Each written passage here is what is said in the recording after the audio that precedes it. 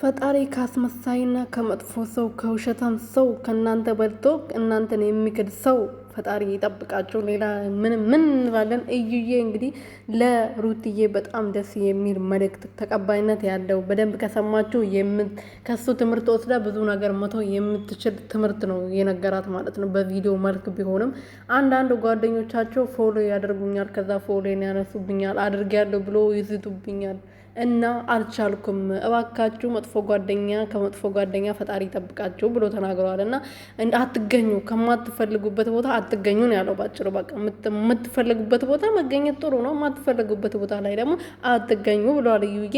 ሰላም ሰላም ቤተሰብ እንዴት ናችሁ? ደህና ናቸው ወይ? እኔ ያለው ሁሉ ሰላም ፈጣሪ ይመስገን። በያላችሁበት ሰላማችሁ ብዙ ትርፍርፍ ይበልልኝ።